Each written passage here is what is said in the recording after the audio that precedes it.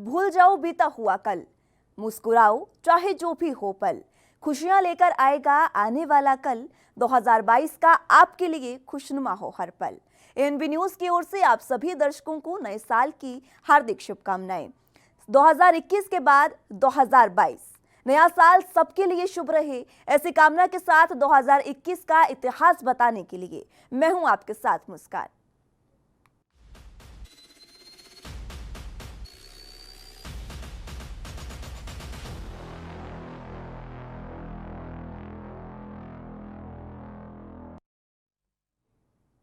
इतिहास गवाह है। इस शो में हम बात करेंगे 2021 की, जिसमें पूरे साल ऐसी कई बड़ी घटनाएं हुई जो वैश्विक स्तर पर चर्चा का विषय बनी रही। दुनिया भर में इन सब घटनाओं को लंबे समय तक याद रखा जाएगा। एक देश में लोकतांत्रिक सरकार को हटाया तो दूसरे देश में लंबे समय से चले आ रखे विदेशी शासन का खात्मा हुआ और सबसे नया गणराज्य अस्तित्व में आया। अफगानिस्तान से अमेरिकी सेना की वापसी के बाद तालिबान ने वहां की सत्ता पर कब्जा हासिल किया और इसी तरह 2021 की तमाम बड़ी खबरों पर एक नजर डालते हैं। सबसे पहले बात करते हैं अफगानिस्तान की।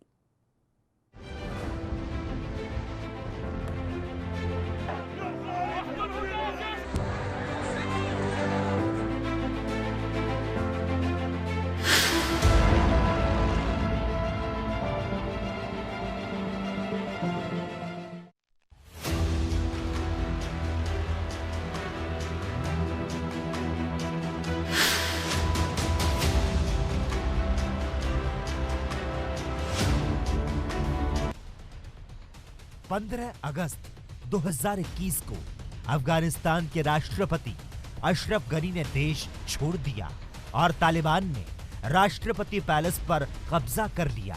इसके साथ ही अफगानिस्तान में फिर से तालिबान की वापसी हुई।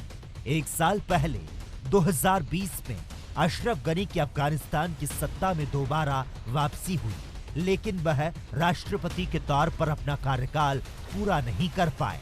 अमेरिकी राष्ट्रपति जो बाइडेन ने कहा था कि 9/11 हमले की 20वीं बरसी से पहले 31 अगस्त तक सभी अमेरिकी सेनाओं की वापसी पूरी हो जाएगी। विदेशी सैनिकों की अंतिम टुकड़ी की वापसी शुरू होते ही तालिबान ने अपने हमले तेज किए और 15 अगस्त को काबुल पर कब्जा कर लिया। अशरफ गनी को देश छोड़कर भागना पड़ा। इस तख्ता पलट के बाद से तालिबान नियंत्रित अफगानिस्तान की स्थिति बिगड़ती जा रही है। तालिबान के सत्ता में आते ही लोगों को तालिबानी सरकार के शासन का खौफ सताने लगा, जिसके बाद लोगों ने अफगानिस्तान छोड़ना शुरू कर दिया।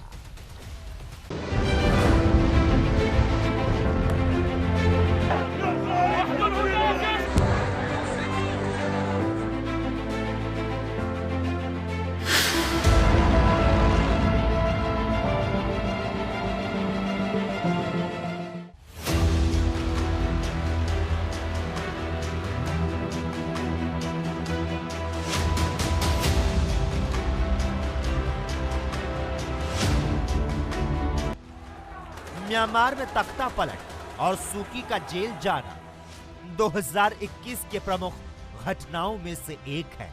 1 फरवरी को म्यांमार में सेना ने तख्ता पलट कर दिया। इसके साथ ही म्यांमार के सर्वोच्च नेता रही आंग सान सूकी समेत कई नेताओं को हिरासत में लिया गया। म्यांमार में सैन्य तख्ता पलट ने देश को अराजकता में डाल दिया। देश में स्थिति को नियंत्रित करने के लिए सैन्य प्रशासन जुटा, लेकिन फिर भी सार्वजनिक जीवन बुरी तरह से प्रभावित हुआ। इसके बाद तख्ता पलट की अगुवाई करने वाले सेना के जनरल मिन आंग हलाइंग ने म्यांमार में 1 साल की इमरजेंसी लगा दी। तख्ता पलट के लिए म्यांमार में विरोध प्रदर्शन हुए, जिसमें सैकड़ों आम नागरिकों की जान चली गई। वहीं हाल ही में नोबेल पुरस्कार विजेता सूकी को सेना के खिलाफ असंतोष भड़काने और कोविड नियमों के उल्लंघन में 2 साल की सजा सुनाई गई। तख्ता पलट के बाद से लोग लोकतंत्र की बहाली की मांग कर रहे थे और देश के कई हिस्सों में प्रदर्शन आयोजित कर रहे थे। सेना और पुलिस प्रदर्शनकारियों के खिलाफ सख्ती से पेश आ रही थी। जिसकी वजह से देश में हिंसा का दौर थम ही नहीं रहा था। उस दौरान सुरक्षा बलों की फायरिंग में कई लोग मारे गए।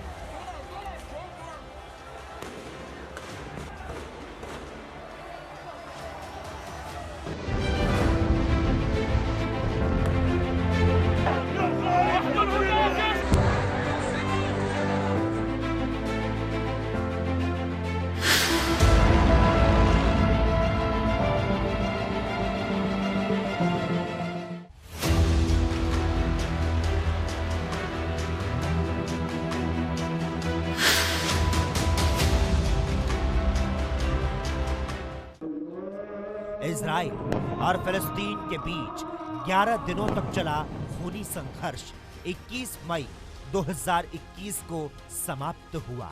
युद्ध विराम लागू होने के बाद दोनों देशों में खूनी संघर्ष थम गया। मिस्र की मध्यस्थता और अमेरिकी राष्ट्रपति जो बाइडेन के तहस नहस हो चुके गाजा पट्टी पर दिए बयान के तत्काल बाद ये युद्ध विराम हुआ। बाइडेन ने मानवीय आधार पर इजरायली हमले में तबाह हुए गाजा पट्टी को बनाने का संकल्प लिया। पिछले कुछ सालों में इजराइल और फिलिस्तीन के बीच ये सबसे बड़ा खूनी संघर्ष था। दोनों देशों की ओर से अलग अलग बयान में कहा गया कि ये उनकी जीत है।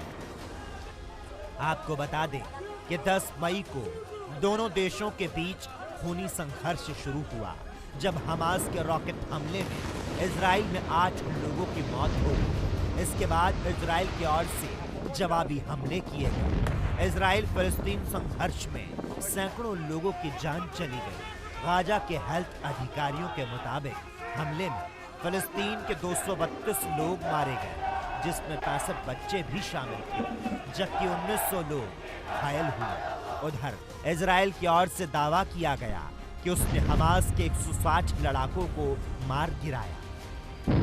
इजराइल में भी 12 लोगों के मरने की खबर आई।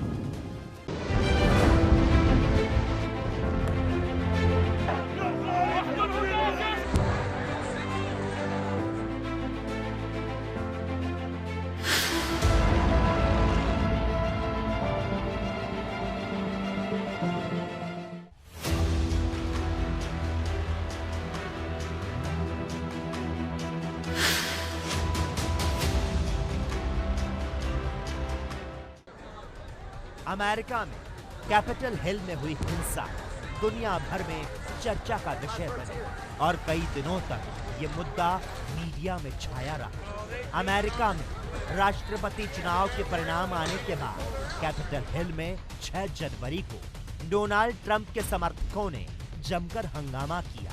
इसमें 5 लोगों की मौत हो गई। ट्रंप ने 6 जनवरी के रैली में अपने समर्थकों से लड़ने का आह्वान किया, जिसके बाद हिंसा के लिए ट्रंप को जिम्मेदार ठहराया गया। उन पर बार बार भड़काऊ बयान देने के आरोप लगे। इसके बाद ट्रंप की दुनिया भर में आलोचना हुई और उनका ट्विटर अकाउंट बैन हो गया। हालांकि इस घटना की अंतिम जांच रिपोर्ट सामने नहीं आई।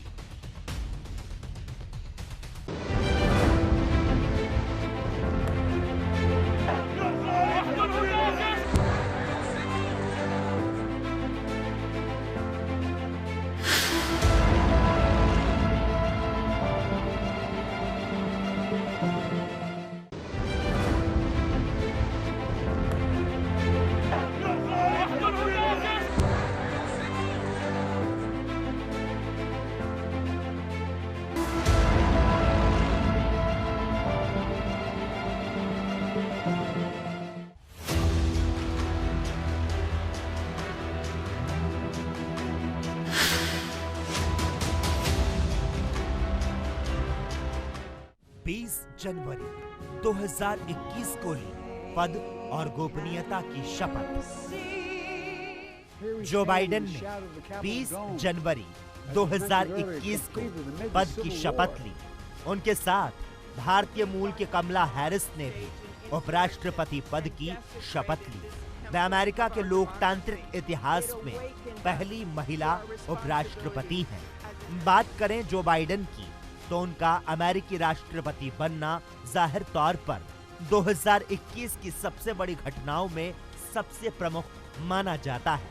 अमेरिका के 46वें राष्ट्रपति के तौर पर जो बाइडेन ने 20 जनवरी 2021 को पद और गोपनीयता की शपथ ली।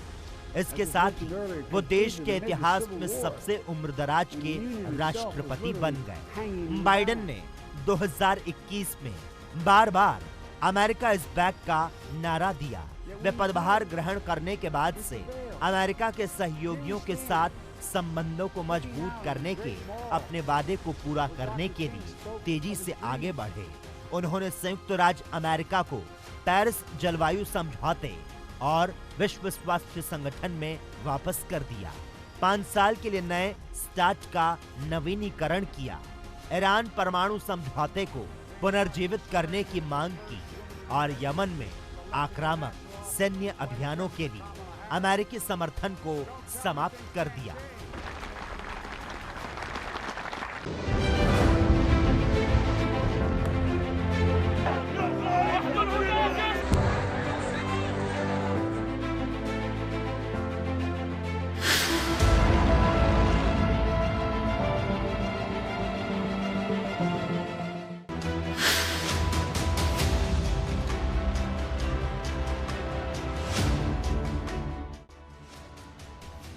इजराइल में प्रधानमंत्री बेंजामिन नेतन्याहू को जून 2021 में 12 साल के कार्यकाल के बाद पद को छोड़ना पड़ा।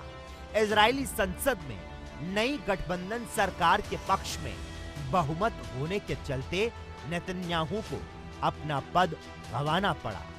बेनेट की अगुवाई में अलग अलग विचारधारा के दलों ने गठबंधन कर इजराइल में नई सरकार का गठन किया।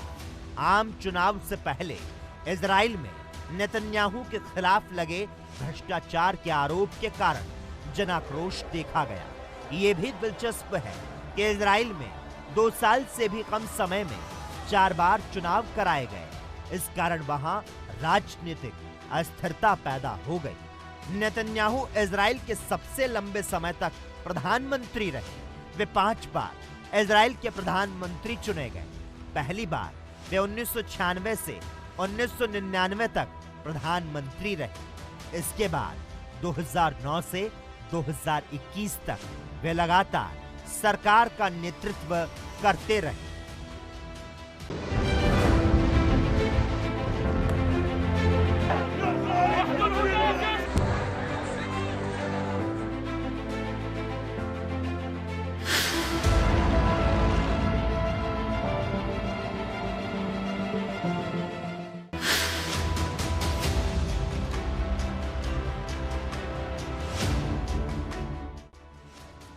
8 दिसंबर 2021 को 16 वर्षों से जर्मनी के चांसलर रही एंजेला मर्केल का युग खत्म हो गया और सोशल डेमोक्रेटिक पार्टी के नेता ओलाफ शोल्स ने जर्मनी के बागडोर अपने हाथ में ली। जर्मन पार्लियामेंट ने एंजेला मर्केल के उत्तराधिकारी के रूप में ओलाफ को नए चांसलर के रूप में नियुक्त किया।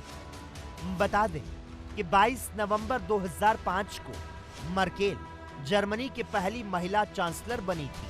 एंजेला मर्केल के कार्यकाल की बात करें तो उन्होंने अपने कार्यकाल में 4 अमेरिकी राष्ट्रपतियों, 5 ब्रिटिश प्रधानमंत्रियों, 4 फ्रांसीसी राष्ट्रपतियों और 8 इतालवी प्रधानमंत्रियों के साथ काम किया।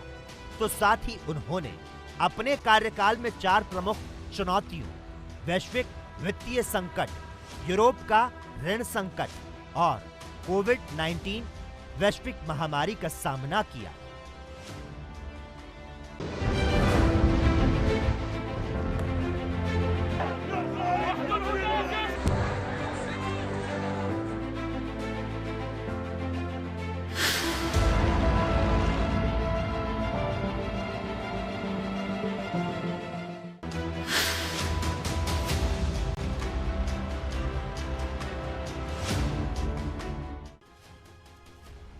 भारत की राजधानी दिल्ली से भी बहुत छोटा देश बारबाडोस दुनिया का सबसे नया गणतंत्र राष्ट्र बन गया।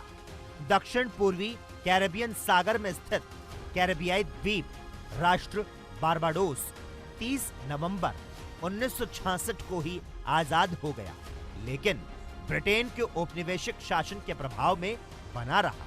हालांकि हाल ही में बारबाडोस ने आधिकारिक तौर पर महारानी एलिजाबेथ द्वितीय को अपने राष्ट्र के प्रमुख पद से हटा दिया और 1625 में ब्रिटेन का उपनिवेश बनने के करीब 400 साल के बाद दुनिया का सबसे नया गणराज्य अस्तित्व में आया। बारबाडोस ने हाल ही में अपनी मानसिक गुलामी की बेड़ियों को तोड़ते हुए यह ऐलान किया कि अब वो ब्रिटेन के महारानी एलिजाबेथ को अपना राष्ट्राध्यक्ष नहीं मानेगा, बल्कि उनकी जगह बारबाडोस में नए राष्ट्रपति को राष्ट्राध्यक्ष का दर्जा दिया जाएगा।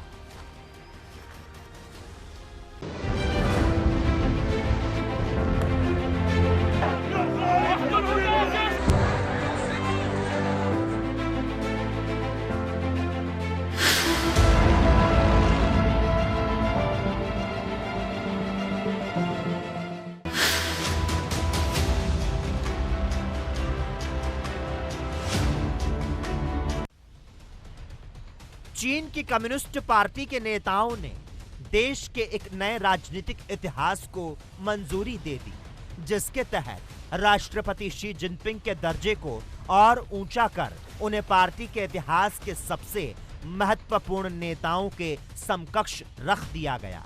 चीन की सत्तारूढ़ कम्युनिस्ट पार्टी ऑफ चाइना ने शी जिनपिंग को तीसरी बार राष्ट्रपति पदभार सौंपा। चीन में राष्ट्रपति पद के लिए किसी भी नेता को केवल 2 कार्यकाल ही दिया जाता है, लेकिन शी जिनपिंग के लिए सीपीसी ने विशेष प्रस्ताव लाकर 2 कार्यकाल की बाध्यता को खत्म कर दिया। अब शी जिनपिंग जीवन भर चीनी प्रमुख पद पर बने रहेंगे।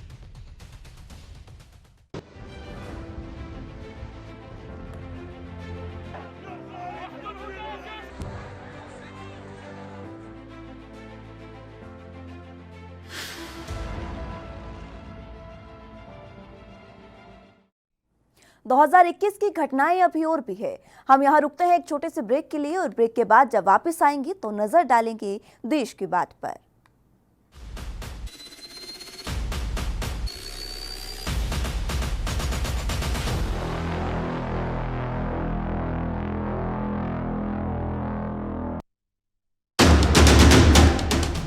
राष्ट्र धर्म रात 8 बजे सिर्फ ANB न्यूज पर। पंजाब विधानसभा चुनाव 2022 1950 ਇਹ 1950 ਹੈ ਕੀ ਆ? ਇਹ ਇਲੈਕਸ਼ਨ ਕਮਿਸ਼ਨ ਦਾ ਟੋਲ ਫ੍ਰੀ ਨੰਬਰ ਹੈ। ਇੱਥੇ ਤੁਸੀਂ ਵੋਟਰ ਸੰਬੰਧੀ ਕੋਈ ਵੀ ਜਾਣਕਾਰੀ ਜਿਵੇਂ ਵੋਟ ਬਣਵਾਉਣ, ਵੋਟ ਕਟਵਾਉਣ, ਤੁਸੀਂ ਆਪਣਾ ਸੁਝਾਅ ਅਤੇ ਆਪਣੀ ਸ਼ਿਕਾਇਤ ਵੀ ਦਰਜ ਕਰ ਸਕਦੇ ਹੋ। टोल फ्री नंबर 1950 के फोन लगाओ, घर बैठे ही वोट बनवाउन संबंधी हर जानकारी पाओ। कम ब्रेक और ज्यादा खबरों के साथ देखिए ANB।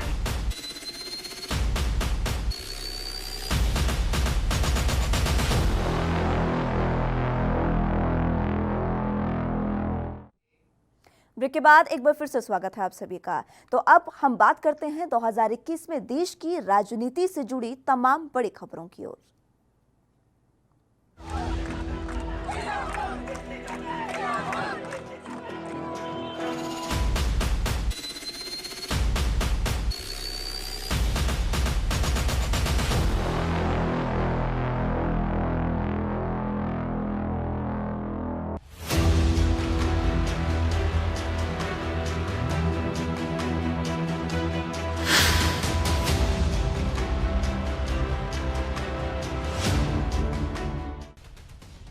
राज्य में जीत हासिल करने के लिए बीजेपी ने पूरा जोर लगा दिया था, लेकिन दीदी के जादू के आगे सब फेल रहा।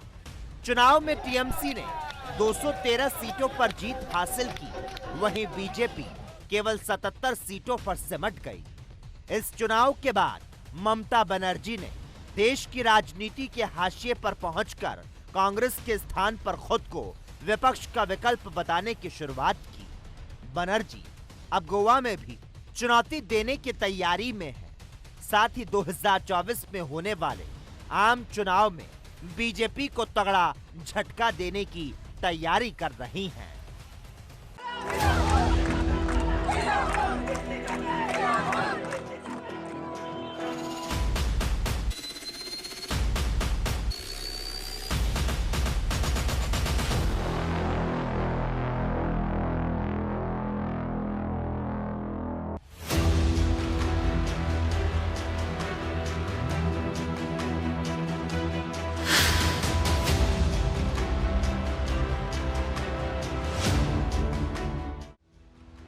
त्रिपुरा निकाय चुनाव में बीजेपी ने शानदार प्रदर्शन किया और 334 में से 329 सीटों पर जीत हासिल की। इनमें से 112 सीटों पर उसे निर्विरोध विजय मिली। वहीं भारतीय कम्युनिस्ट पार्टी को 3 सीटें मिली तो टीएमसी के खाते में एक सीट आई।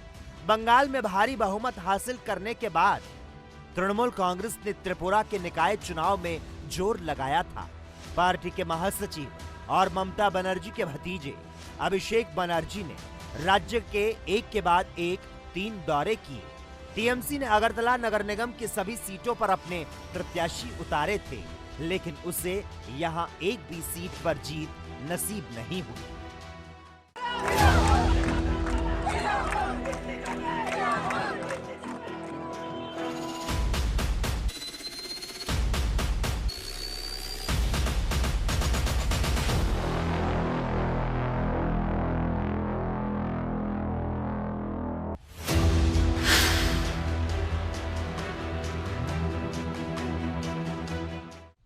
चंद राज्यों को छोड़कर पूरे देश के राजनीतिक परिदृश्य में संकट का सामना कर रही कांग्रेस को साल 2021 में मेघालय में तगड़ा झटका लगा।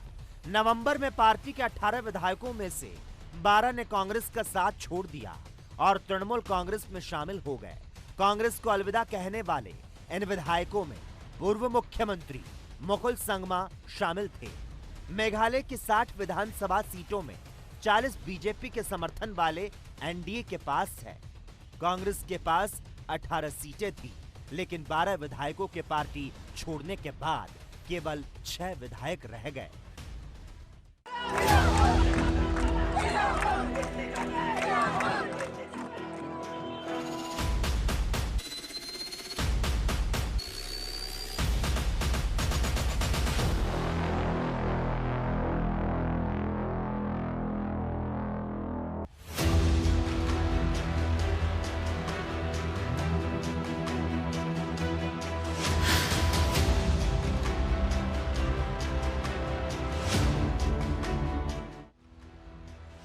लोकसभा सीटों और 29 विधानसभा की सीटों पर 30 अक्टूबर 2021 को हुए उपचुनाव के नतीजे 2 नवंबर को घोषित हुए। इन नतीजों में जनता ने कई सीटों पर चौंकाने वाले नतीजे दिए। जहां हिमाचल में बीजेपी की साख गिरी तो वहीं असम में कांग्रेस को मुंह की खानी पड़ी। बिहार में 2 सीटों पर हुए चुनाव में जीत का दावा ठोक रहे राजद को जनता ने बाहर का रास्ता दिखा दिया और चुनाव परिणाम विकास की बात करने वाले नीतीश कुमार की पार्टी जदयू के खाते में गया।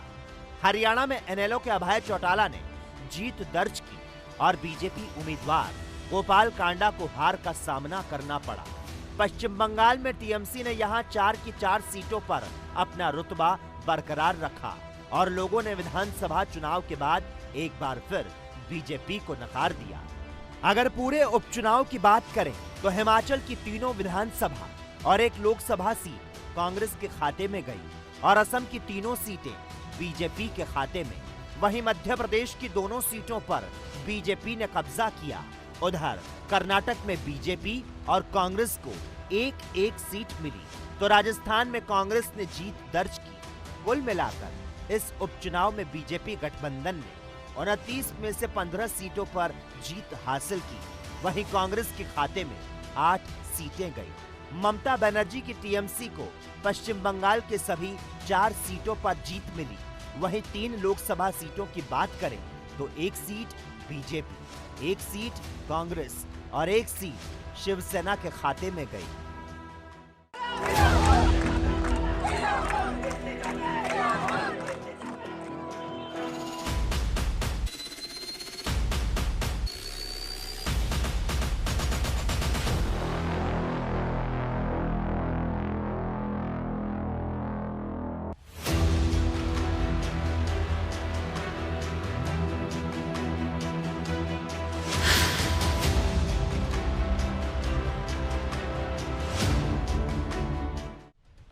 2021 के आखिरी महीने में चंडीगढ़ नगर निगम चुनाव के परिणाम काफी चौंकाने वाले रहे। सभी 35 वार्डों के परिणाम सामने आए, जिसमें अरविंद केजरीवाल की पार्टी आम आदमी पार्टी ने बीजेपी और कांग्रेस के किलों को भेदकर 14 वार्डों में जीत हासिल कर ली, जबकि बीजेपी और कांग्रेस ने 12 और 8 वार्ड ही जीते। एक सीट अकाली दल के खाते में गई। बीजेपी प्रत्याशी और सिटिंग मेयर रविकांत शर्मा को आप प्रत्याशी ने हरा दिया। मनीष सिसोदिया ने चुनाव परिणामों पर खुशी जताई। यहां तक कि केजरीवाल ने इस जीत को पंजाब से जोड़ दिया। उन्होंने कहा कि चंडीगढ़ नगर निगम में आम आदमी पार्टी की यह जीत पंजाब में आने वाले बदलाव का संकेत है।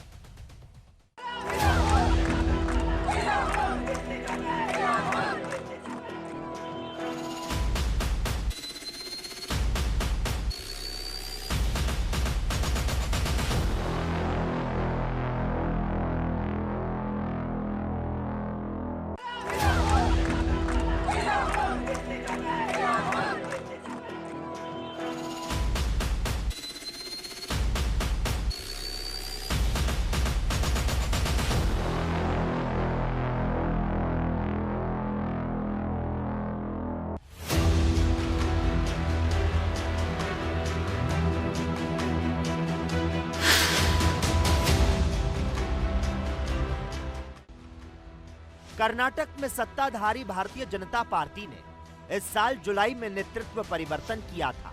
बीएस येदियुरप्पा के स्थान पर बसवराज बोम्मई को प्रदेश का मुख्यमंत्री बनाया गया।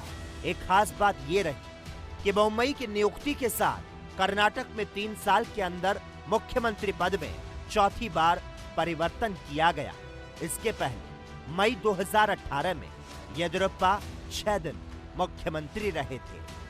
इसके साथ एचडी कुमारस्वामी मुख्यमंत्री बने थे, जिन्होंने मई 2018 से जुलाई 2019 तक ये पद संभाला। इसके बाद जुलाई 2021 तक येदियुरप्पा फिर से मुख्यमंत्री बने। उनके बाद यह जिम्मेदारी बसवराज बोम्मई को दी गई।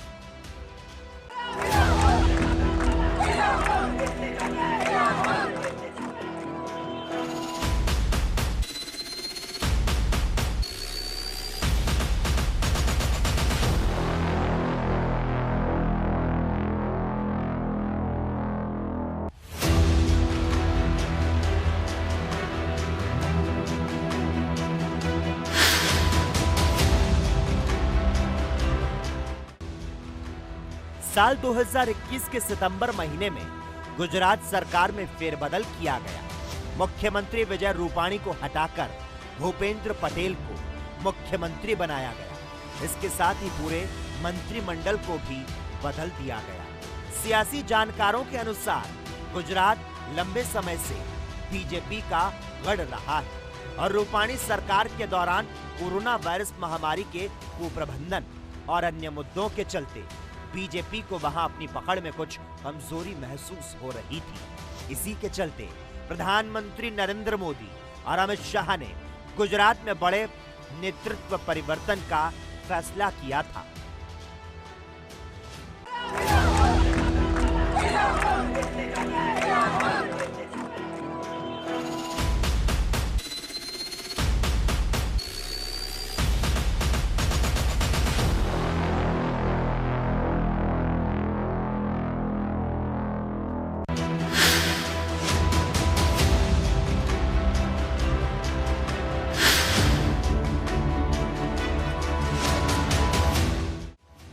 उत्तराखंड की राजनीति के लिए भी ये साल काफी उथल पुथल भरा रहा।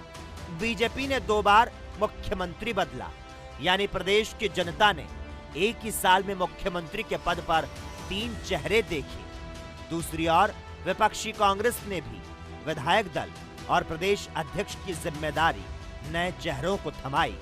बीजेपी ने पहले त्रिवेंद्र सिंह रावत को हटाते हुए तीरथ सिंह रावत को मुख्यमंत्री बनाया, लेकिन तीरथ सिंह रावत के मुख्यमंत्री के तौर पर शुरुआत ही सही नहीं रही और कई विवादित बयानों के चलते कुछ समय के बाद ही उन्हें इस्तीफा देना पड़ा।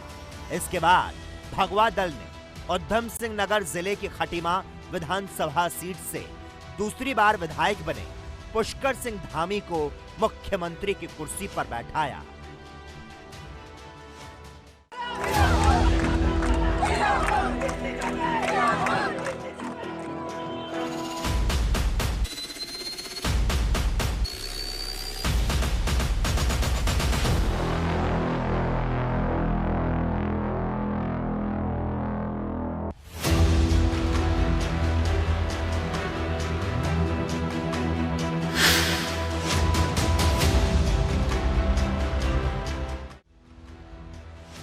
बीजेपी शासित राज्यों के बाद अगर कांग्रेस शासित राज्य की बात करें तो मुख्यमंत्री बदलने में पंजाब कांग्रेस भी अछूती नहीं रही। पंजाब कांग्रेस अध्यक्ष नवजोत सिंह सिद्धू और पूर्व सीएम कैप्टन अमरिंदर सिंह के बीच हुए टकराव के बाद कैप्टन अमरिंदर सिंह को अपनी कुर्सी गंवानी पड़ी और इसके बाद कैप्टन अमरिंदर सिंह ने अपने पद से इस्तीफा दे दिया।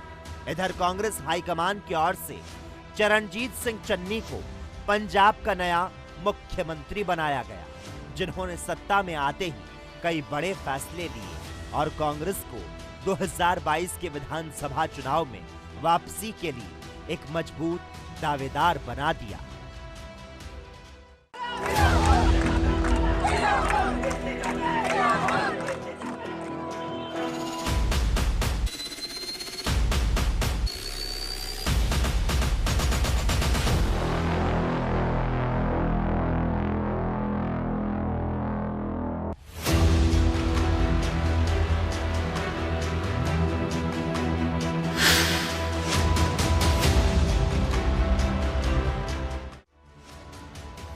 साल 2021 में कैप्टन अमरिंदर सिंह का सीएम पद से इस्तीफा चर्चा का विषय रहा।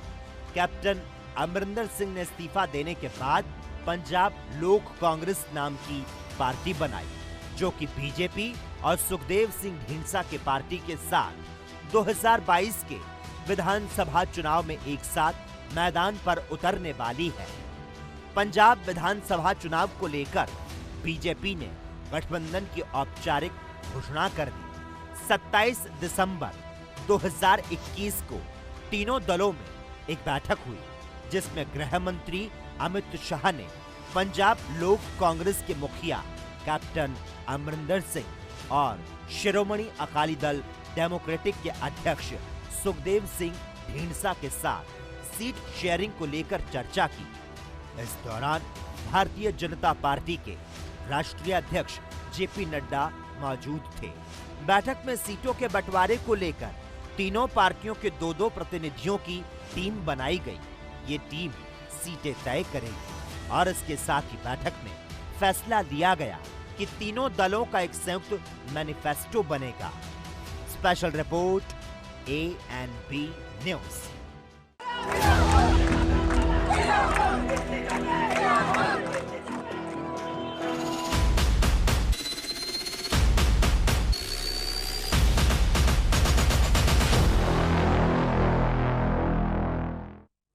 घटनाएं अभी और भी हैं। यहाँ रुकते हैं एक छोटे से ब्रेक के लिए और जब वापस आएंगे तो जानेंगे देश से जुड़ी वो बड़ी घटनाएं जो 2021 में छाई रही थी।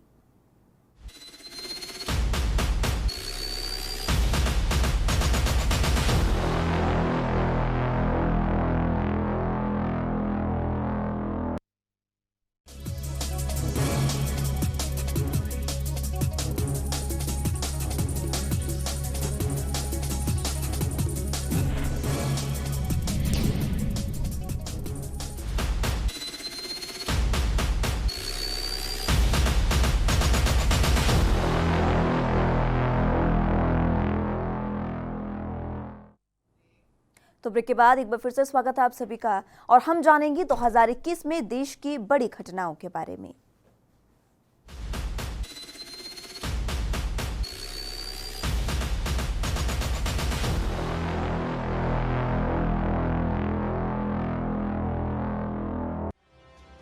छब्बीस जनवरी को लाल किले पर हुई हिंसा। किसानों ने फहराया निशान साहिब और किसानी झंडा। साल 2020 से ही किसान कृषि कानूनों के विरोध में केंद्र सरकार के खिलाफ प्रदर्शन कर रहे थे, लेकिन किसानों का गुस्सा केंद्र सरकार के खिलाफ ऐसा फूटा कि उन्होंने 26 जनवरी 2021 में गणतंत्र दिवस पर ट्रैक्टर मार्च निकाला। ट्रैक्टर मार्च के नाम पर किसानों ने जमकर हिंसा की। इस दौरान दिल्ली पुलिस के कई अधिकारी और कई किसान घायल भी हुए। किसानों की इस हिंसा में सरकारी संपत्ति को भी भारी नुकसान पहुंचा। यही नहीं, प्रदर्शनकारियों ने लाल किले पर चढ़कर वहां निशान साहिब और किसानी झंडा भी लगाया। इसके बाद माहौल बहुत ज्यादा खराब हो गया। किसानों पर मुकदमे दर्ज हुए और आंदोलन खत्म होने की कगार पर पहुंच गया।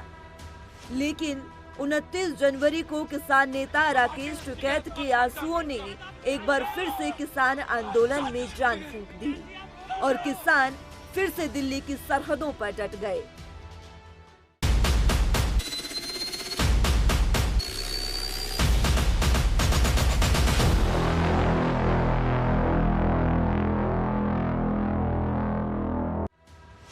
लखीमपुर खीरी में आंदोलन कर रहे किसानों को कार ने रौंदा। केंद्रीय मंत्री के बेटे आशीष समेत 14 पर हत्या का केस दर्ज। उत्तर प्रदेश के लखीमपुर खीरी में 3 अक्टूबर 2021 को हृदय विदारक घटना हुई। कृषि कानूनों का विरोध कर रहे 4 किसानों को कार से रौंदकर मौत की नींद सुला दिया गया। इस हादसे में कुल 8 लोगों की मौत हुई थी। इस मामले में किसान नेताओं का आरोप है, जिस कार से कुचला गया वो केंद्रीय मंत्री अजय मिश्रा टेनी के बेटे आशीष मिश्रा की थी। आशीष को 9 अक्टूबर को गिरफ्तार कर लिया गया। हाल ही में एसआईटी जांच में पाया गया कि ये घटना एक सोची समझी साजिश थी। आशीष मिश्रा समेत 14 आरोपियों पर अब गैर इरादतन हत्या की जगह हत्या का केस चलेगा। ये मामला संसद के शीत सत्र में बड़े बवाल का सबब बना। मामले में विपक्ष ने गृह राज्य मंत्री अजय मिश्रा टेनी के इस्तीफे की मांग को लेकर जमकर बवाल मचाया।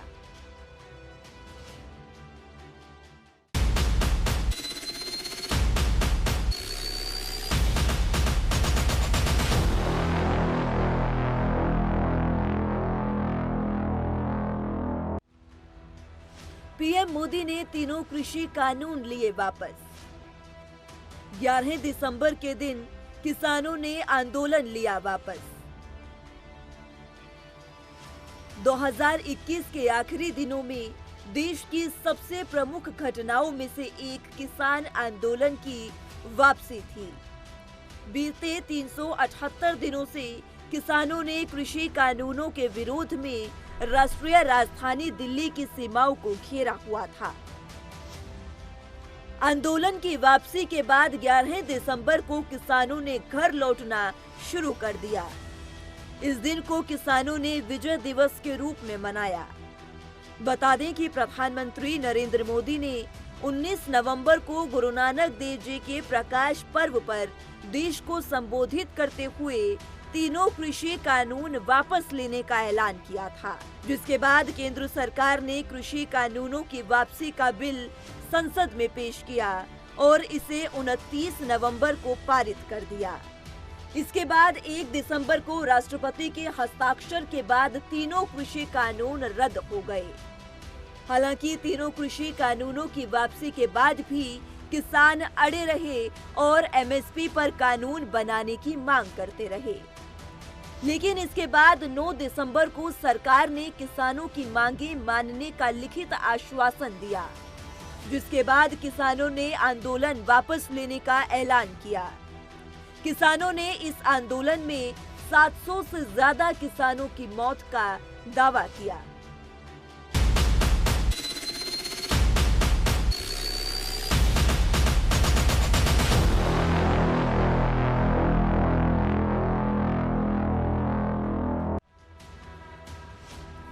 मोदी मंत्रिमंडल का हुआ विस्तार। 43 मंत्रियों ने ली पद और गोपनीयता की शपथ। कोरोना की दूसरी लहर थमने के बाद प्रधानमंत्री नरेंद्र मोदी ने 7 जुलाई 2021 को अपने मंत्रिमंडल का विस्तार किया था।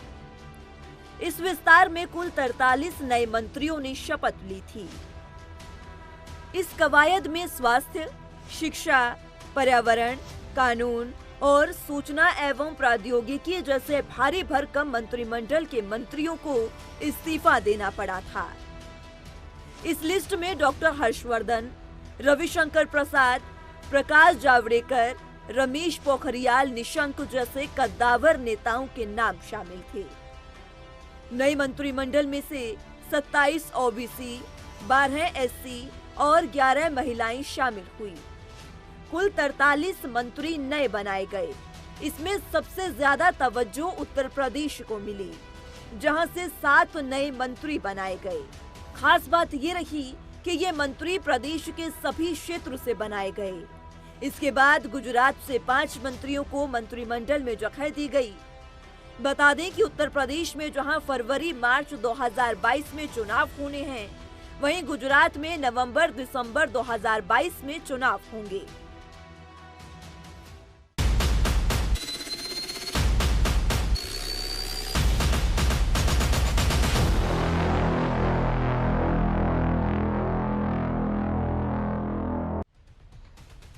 अब 18 नहीं 21 साल में होगी लड़कियों की शादी। मोदी कैबिनेट ने दी कानूनों में संशोधन को मंजूरी। 2021 में बेटियों की शादी की उम्र में संशोधन एक बड़ी खबर रही। दरअसल मोदी सरकार ने बेटियों की शादी की उम्र 18 से बढ़ाकर 21 साल कर दी है। इस प्रस्ताव को कैबिनेट ने मंजूरी दे दी है। इसके लिए सरकार मौजूदा कानूनों में संशोधन करेगी। प्रधानमंत्री नरेंद्र मोदी ने 15 अगस्त 2020 को लाल किले से अपने संबोधन में इसका उल्लेख किया था। उन्होंने कहा था कि बेटियों को कुपोषण से बचाने के लिए जरूरी है उनकी शादी उचित समय पर हो। मौजूदा कानून के मुताबिक देश में पुरुषों की विवाह की न्यूनतम उम्र 21 और महिलाओं की 18 साल है। अब सरकार बाल विवाह निषेध कानून, स्पेशल मैरिज एक्ट और हिंदू मैरिज एक्ट में संशोधन करेगी। नीति आयोग में जया जेटली की अध्यक्षता में बने टास्क फोर्स ने इसकी सिफारिश की थी। नीति आयोग के सदस्य डॉक्टर वीके पॉल भी इस टास्क फोर्स के सदस्य थे। इसके अलावा स्वास्थ्य और परिवार कल्याण, महिला और बाल विकास, उच्च शिक्षा, स्कूल शिक्षा और साक्षरता मिशन और न्याय और कानून मंत्रालय के विधेयक विभाग के सचिव टास्क फोर्स के सदस्य थे।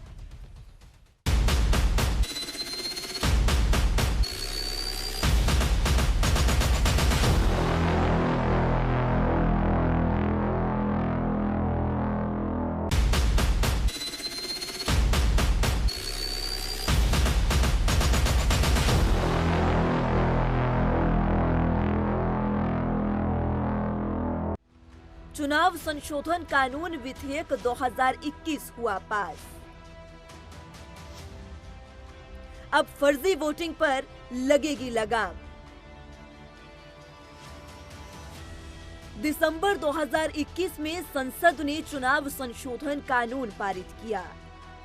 इसमें वोटर लिस्ट में फर्जी नामों को हटाने यानी फर्जी वोटिंग रोकने के मकसद से वोटर आईडी को आधार कार्ड से जोड़ने का फैसला किया गया। ये अलग बात है कि इसका विपक्षी पार्टियों ने विरोध किया। लोकसभा के बाद राज्यसभा में भी कानून 21 दिसंबर को पारित हो गया था। कांग्रेस समेत विपक्ष के विरोध के बीच 20 दिसंबर के दिन ये विधेयक लोकसभा में पारित हो गया। कानून मंत्री किरण रिजिजू की ओर से संचालित चुनाव कानून संशोधन विधेयक 2021 को लोकसभा में एक संक्षिप्त चर्चा के बाद ध्वनि मत से पारित किया गया, जिसके दौरान कुछ विपक्षी सदस्यों ने मांग की कि इसे जांच के लिए संसदीय पैनल के पास भेजा जाए। लेकिन चर्चा के दौरान किरण रिजिजू ने कहा कि फर्जी मतदाताओं के कई उदाहरण हैं। पहले हमारे पास फर्जी मतदाताओं को बाहर निकालने के लिए कोई व्यवस्था नहीं थी, लेकिन अब केवल नकली मतदाताओं का उपयोग करने वाले ही विधेयक का विरोध करेंगे। अगर कोई वास्तविक मतदाता है तो विधेयक का विरोध करने की कोई आवश्यकता नहीं है। वहीं इसके बाद भी विपक्ष का विरोध जारी रहा और तमाम उठापटक के बाद आखिरकार ये विधेयक संसद से पारित हो गया।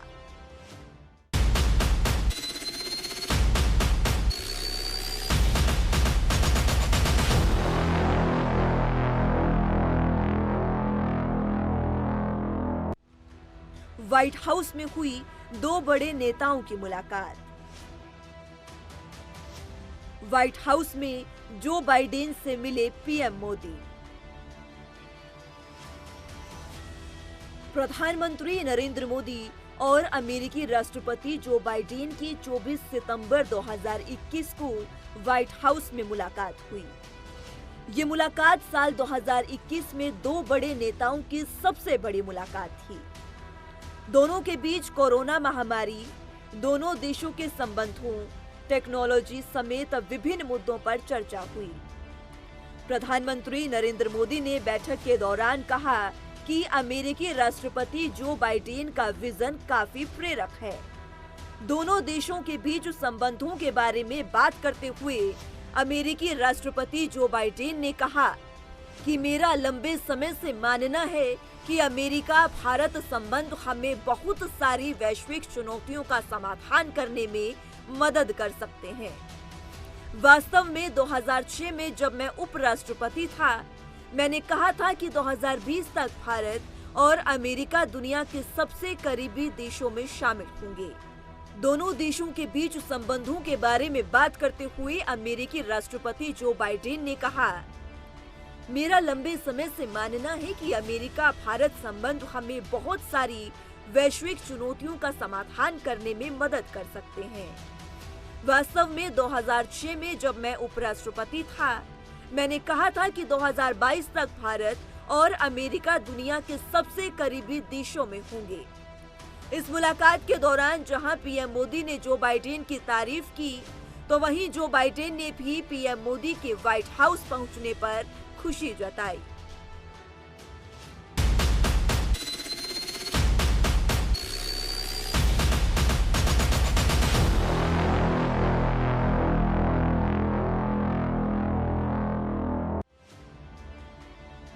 भारत दौरे पर पहुंचे रूस के राष्ट्रपति पुतिन। पाकिस्तान चीन को बढ़ने लगी थी बेचैनी। यूं तो अमेरिका भारत का अच्छा दोस्त है, लेकिन रूस दशकों से भारत का नजदीकी रहा है और इसी का नतीजा है कि 7 दिसंबर को रूस के राष्ट्रपति व्लादिमीर पुतिन भारत आए। उन्होंने प्रधानमंत्री नरेंद्र मोदी से मुलाकात की। पुतिन 21वें भारत रूस वार्षिक सम्मेलन में शामिल होने आए थे, लेकिन यहाँ एक सवाल ये उठा कि आखिर जो पुतिन पिछले 2 सालों से सिर्फ दूसरी बार अपने देश से बाहर निकले, वो पुतिन करीब 5 घंटे के लिए भारत क्यों आए? दरअसल ऐसा इसलिए था क्योंकि रूस के लिए भी भारत उतना ही जरूरी है जितना कि भारत के लिए रूस। बता दें कि ये वही पुतिन हैं जो रोम में आयोजित हुए G20 की शिखर सम्मेलन में नहीं गए, ग्लासगो में हुए पर्यावरण सम्मेलन में नहीं गए, यहाँ तक कि उन्होंने चीन का अपना हाई प्रोफाइल दौरा भी टाल दिया। वो पुतिन मार्च 2020 के बाद दूसरी बार अपने देश से बाहर निकले हैं। इससे पहले वो सिर्फ साल 2021 में जिनेवा में अमेरिकी राष्ट्रपति जो बाइडेन से मिले थे। इसके बाद ये दूसरा मौका था जब वो किसी विदेशी नेता से रूस के बाहर मिले। उधर प्रधानमंत्री नरेंद्र मोदी ने भी अपनी बात की शुरुआत में ही इसका जिक्र करते हुए कहा, मैं जानता हूं कि पिछले 2 साल में ये आपकी दूसरी विदेश यात्रा है और आपका भारत के प्रति जिस तरह से लगाव है उसका ये एक प्रकार से प्रतीक है। बता दें कि रूसी राष्ट्रपति का ये दौरा जितना पाकिस्तान को अखरा होगा उतना ही चीन को अखरा है, क्योंकि रूस ने चीन को तवज्जो न देते हुए भारत का दौरा किया और वो दिल्ली में 5 घंटे तक रहे।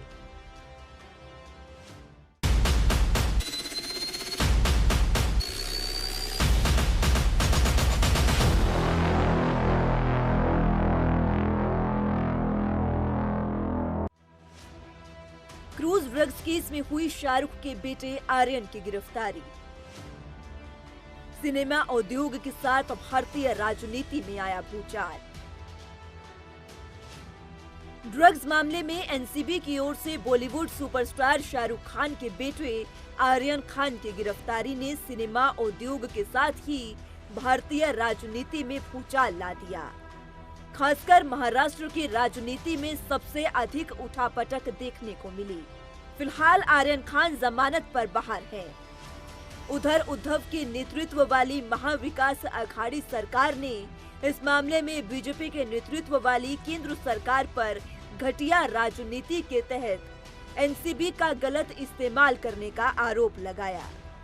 केंद्रीय एजेंसी के कामकाज में कई अन्य अनियमितताओं के अलावा राज्य मंत्री नवाब मलिक ने एनसीबी अधिकारी समीर वानखेड़े के खिलाफ मोर्चा ही खोल दिया और जबरन वसूली के आरोप लगाए।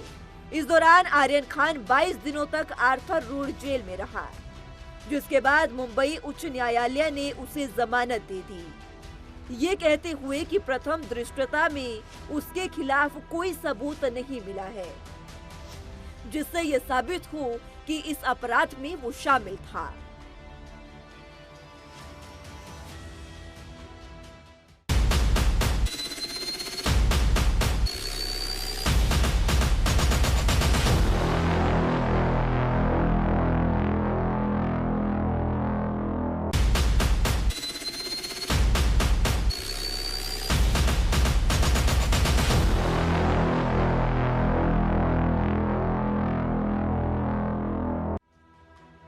कानपुर की इत्र कारोबारी के काले धन का हुआ खुलासा।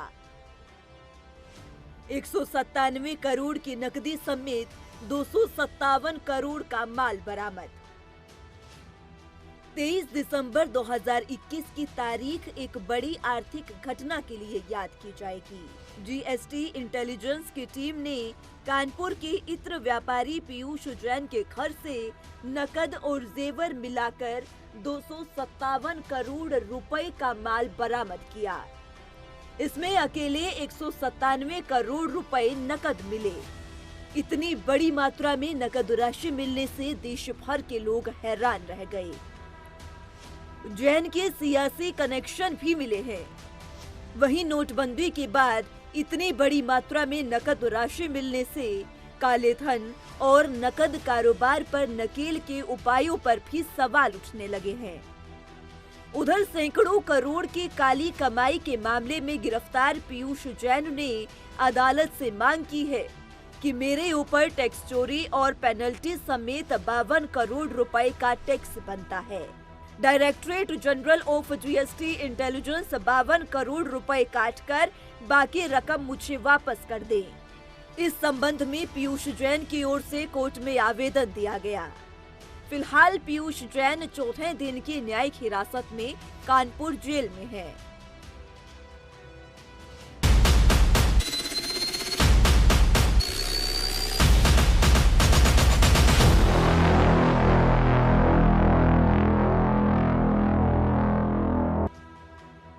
बेअदबी की घटनाओं से पंजाब में बढ़ा तनाव। अमृतसर के बाद कपूरथला में सामने आया मामला। 2021 का साल पंजाब चुनाव और बेअदबी को लेकर भी काफी चर्चा में रहा। दरअसल अमृतसर के स्वर्ण मंदिर में हुई बेअदबी की घटना के बाद पूरे पंजाब में तनाव पैदा हो गया। 18 दिसंबर को एक युवक ने पवित्र गुरु ग्रंथ साहिब से बेअदबी की कोशिश की, जिसके बाद कथित तौर पर उसकी लिंचिंग हुई और उसकी मौत हो गई। हालांकि यह पहली घटना नहीं थी। एक हफ्ते में स्वर्ण मंदिर में हुई बेअदबी की ये दूसरी घटना थी। इससे पहले 15 दिसंबर को भी स्वर्ण मंदिर में बेअदबी की घटना सामने आई थी। तब रणबीर सिंह नाम के शख्स पर पवित्र ग्रंथ गुटका साहिब को सरोवर में फेंकने का आरोप लगा था। लुधियाना के रहने वाले आरोपी को पुलिस ने गिरफ्तार कर लिया था। इसके बाद 18 और 19 दिसंबर को बेअदबी की घटनाएं हुई। पहली घटना अमृतसर के स्वर्ण मंदिर में ही हुई, जिसमें 24-25 साल के युवक की लिंचिंग हुई। उसके बाद 19 दिसंबर को कपूरथला में भी ऐसा ही करने वाले एक युवक को भी भीड़ ने मार डाला। हालांकि पुलिस का कहना है कि वो बेअदबी में शामिल नहीं था। अमृतसर और कपूरथला में हुई घटना में मारे गए लोगों की पहचान अब तक नहीं हो सकी है।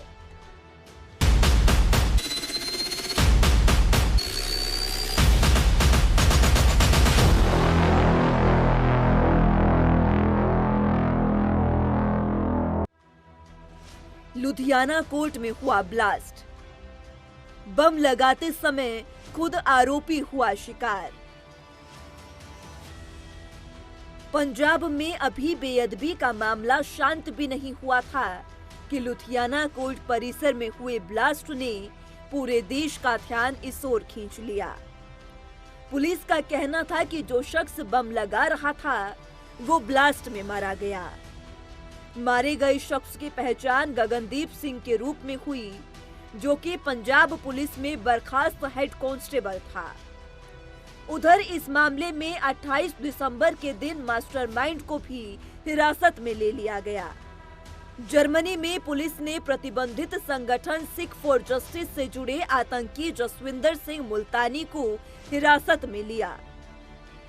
जसविंदर सिंह ही लुधियाना कोर्ट ब्लास्ट का मास्टरमाइंड बताया जा रहा है। जसविंदर सिंह दिल्ली और मुंबई में भी आतंकी हमले करने की साजिश रच रहा था। इसी आरोप में उसे हिरासत में लिया गया। 45 साल का जसविंदर सिंह एसएफजे के संस्थापक गुरपतवंत सिंह पन्नू का करीबी माना जाता है। जसविंदर पर कथित तौर पर अलगाववादी गतिविधियों में शामिल होने का आरोप भी है। जसविंदर सिंह मुल्तानी ही सिंघू बॉर्डर पर किसान नेता बलबीर सिंह राजेवाल की हत्या की साजिश रच रहा था। इसके लिए उसने जीवन सिंह नाम के शख्स को भड़काया था। हत्या के लिए हथियार मध्य प्रदेश से जीवन सिंह को दिया गया था। हालांकि उससे पहले ही दिल्ली पुलिस की स्पेशल सेल ने जीवन सिंह को गिरफ्तार कर लिया था।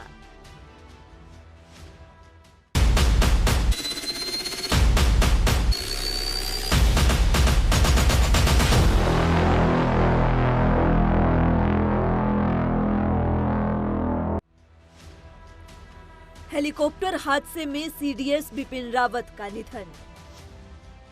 पत्नी मधुलिका रावत समेत 14 लोगों की गई जान।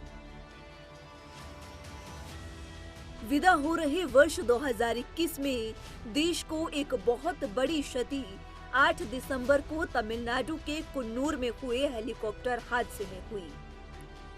इस हादसे में देश के पहले chief of defence staff CDS general Bipin Rawat, उनकी पत्नी मधुलिका रावत समेत 14 लोगों की जान चली गई। इस हादसे में एकमात्र जवान जीवित बचे। ग्रुप कैप्टन वरुण सिंह ने भी करीब 8 दिन तक जिंदगी मौत से संघर्ष के बाद दम तोड़ दिया। जनरल रावत और 13 अन्य सैन्य अधिकारियों के अकस्मात निधन की खबर देश के लिए बड़े आघात जैसी थी। जनरल रावत ने केवल सेना के नहीं बल्कि देश की जनता के बीच भी काफी लोकप्रियता बनाई थी। वे अपनी बेलगाम जुबान और भारत की रक्षा को लेकर कोई समझौता नहीं करने वाले वीर सेनानी के रूप में हमेशा याद किए जाते रहेंगे।